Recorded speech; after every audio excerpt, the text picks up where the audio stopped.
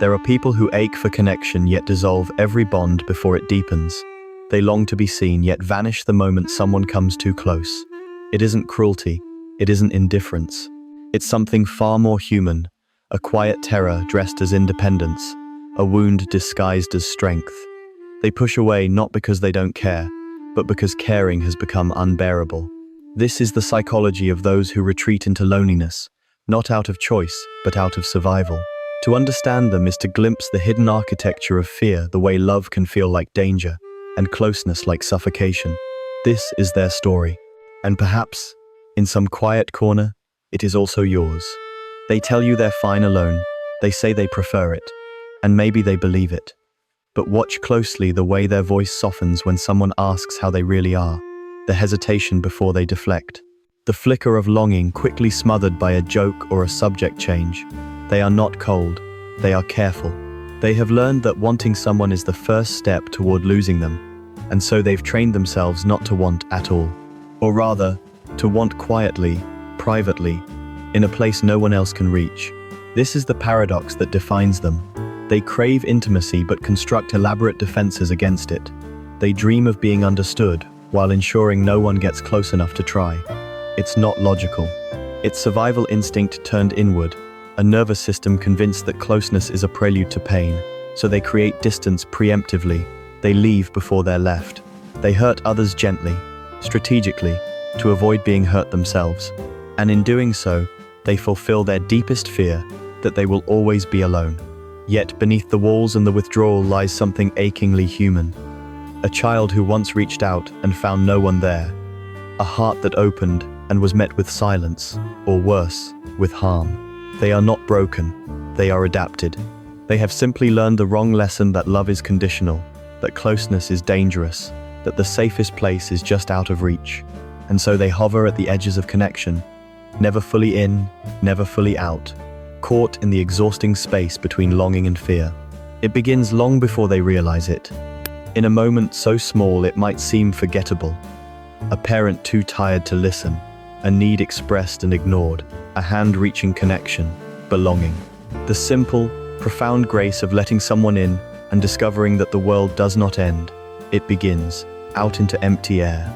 Childhood is where we learn the language of love, and for some, the lessons are written in absence. Not always in cruelty or violence, but in the quiet erosion of trust. A caregiver who was physically present, but emotionally unreachable. A home where feelings were inconvenient, where vulnerability was met with dismissal or impatience. The child learns quickly, needing someone is risky, showing pain invites more pain. So they stop asking, they stop reaching. They learn to be small, to be easy, to need nothing at all. Or perhaps it was sharper than that. A betrayal that landed like a fracture, a friendship that turned cruel, a loved one who left without explanation, a moment of openness met with ridicule. These are the experiences that teach the nervous system to associate intimacy with threat. The brain, in its desperate attempt to protect, begins to see closeness as the problem rather than the solution. It builds walls not out of malice, but out of logic. If distance kept you safe once, it will keep you safe again.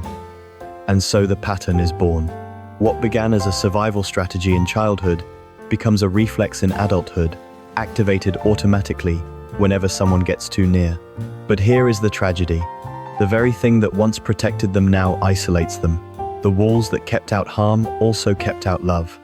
The independence that felt like strength begins to feel like exile. They look around and see others building lives with people, forming bonds that last, and they wonder why it seems so easy for everyone else. They don't realize they're still operating from an outdated map, still running from dangers that no longer exist, still afraid of a pain that belongs to the past.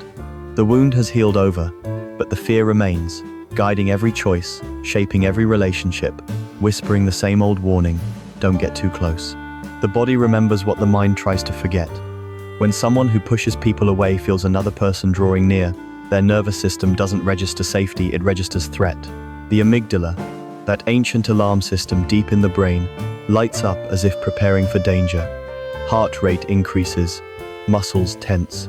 The mind begins scanning for exits, for reasons to retreat, for proof that this connection will end in harm. This isn't conscious thought, it's automatic, primal, a warning signal that bypasses logic entirely. To them, intimacy doesn't feel like warmth. It feels like exposure, like standing unprotected in a storm. Attachment theory offers a map to this landscape. Those who push away often carry what psychologists call an avoidant attachment style, a pattern formed in early relationships where closeness felt unreliable or unsafe.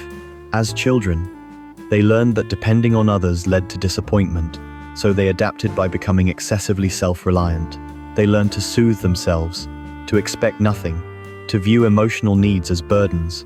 In adulthood, this translates into relationships where they maintain control through distance. They are comfortable giving, uncomfortable receiving. They can care deeply, but from arm's length.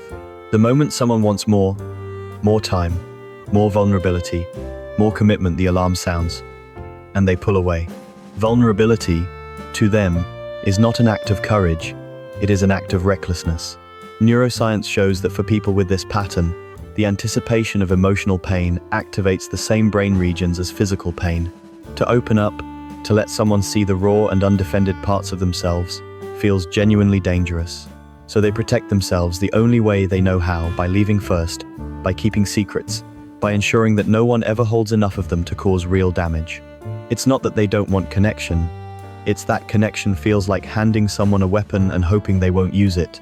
And so they live in a carefully managed solitude, mistaking isolation for independence, confusing self-protection with self-sufficiency. They tell themselves they're fine, but the body knows the truth. Loneliness registers as stress. The absence of safe connection weakens the immune system, disrupts sleep, floods the bloodstream with cortisol. They are surviving, yes, but they are not whole. There is a heaviness that comes with pushing people away, a weight they carry in silence. It's the guilt of watching someone's face change when they retreat again, the confusion, the hurt, the quiet resignation. It's the shame of knowing they've done this before, that this is a pattern, that they are the common denominator in every faded friendship and every love that didn't last. They see themselves through others' eyes, and the reflection is painful, difficult, distant, impossible to reach. They don't mean to be this way, but intention doesn't erase impact, and the damage accumulates like dust on an abandoned room. The exhaustion is relentless. Maintaining walls requires constant vigilance.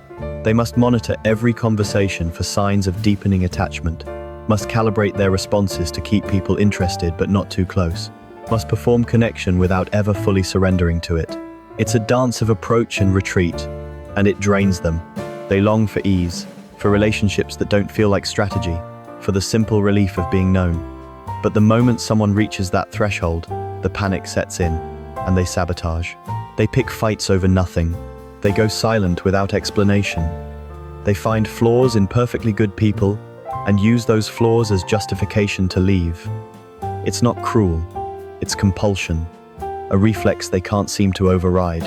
And then there's the loneliness, the kind that sits heavy in the chest at 3 a.m, the kind that whispers that maybe they are unlovable, that maybe the distance isn't protection, but proof.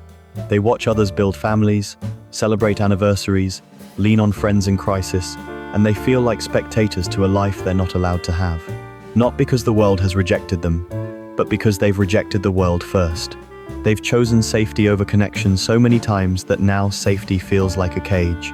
They are alone, yes, but worse, they are alone by their own design, and that knowledge is the heaviest burden of all. Something shifts. It doesn't arrive like thunder, it comes quietly, in a moment of unbearable clarity. Maybe it's the 3rd time they've watched someone they care about walk away, tired of trying. Maybe it's the echo of their own voice saying, "I'm fine," one too many times, the word finally ringing hollow even to their own ears. Maybe it's sitting alone on a day that should have been celebrated, realizing that the fortress they built has become a prison. Whatever the catalyst, the pattern becomes visible, not as something happening to them, but as something they are doing. And that recognition, painful as it is also the beginning of change. Or perhaps it's someone who refuses to leave, someone who sees through the deflections and the distance, who meets their withdrawal not with hurt but with patience. Someone who says simply, "I'm not going anywhere," and means it. Not in a grand dramatic gesture, but in 100 small consistencies, texts that keep coming even when unanswered, invitations extended without resentment, presents offered without demand. Slowly, against all their instincts, they begin to wonder, what if this time is different? What if staying doesn't mean suffering? The walls don't come down immediately, but cracks appear. Light gets in. This is the moment where fear and longing stand face to face, and for once, longing doesn't blink first. They see themselves clearly, the patterns, the wounds, the ways they've been running from the very thing they need most. And in that seeing, something loosens. Not a solution, not a cure, but a possibility. The terrifying, tender possibility that they are not too damaged to be loved. That vulnerability is not weakness, but honesty. That letting someone in might hurt, yes, but staying locked out hurts more. It is not a decision made once. It is a choice made daily, hourly. In every moment they resist the urge to flee. It is the hardest work they will ever do, and it begins now. Healing does not arrive in a single revelation. It unfolds slowly, awkwardly, in stumbling steps and frequent retreats. They begin with small acts of trust, a confession shared, a need admitted, a moment where they resist the urge to disappear when someone gets too close. Each time they stay, instead of leaving, they are rewriting an old story. Each time they let someone see their fear without apologizing for it, they are teaching their nervous system a new truth. That intimacy does not always end in abandonment. That being known does not mean being destroyed. The progress is not linear. There are days when the old patterns return with full force, when panic floods in and the walls snap back up. But now, at least, they notice.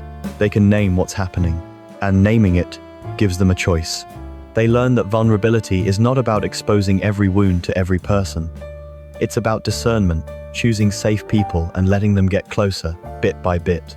It's about speaking the truth even when their voice shakes, even when every instinct screams to run.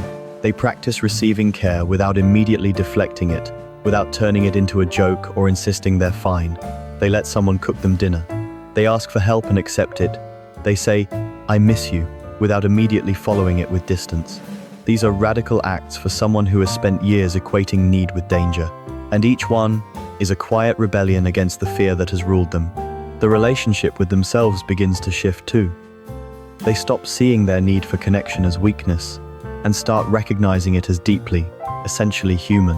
They offer themselves the compassion they've withheld for so long, acknowledging that the walls were never about being difficult or broken, but about surviving with the tools they had. They forgive the younger version of themselves who learned to push away, understanding now that it was the best they could do. And in that forgiveness, space opens, space for others to enter. Space for love to exist without the need to control or predict or escape it. They are learning, slowly, to stay. Not perfectly, not without fear, but staying nonetheless. There comes a day when staying no longer feels like fighting, when closeness stops triggering the old alarms, or when the alarms sound but they've learned not to obey them. They find themselves in a conversation that goes deep, and they don't feel the need to deflect. Someone reaches for their hand, and they don't pull away. The urge to run still visits sometimes, like an old habit knocking at the door, but now they can acknowledge it without surrendering to it. They can say, "I'm scared," and let someone hold that fear with them, instead of carrying it alone into the dark. They realize that love does,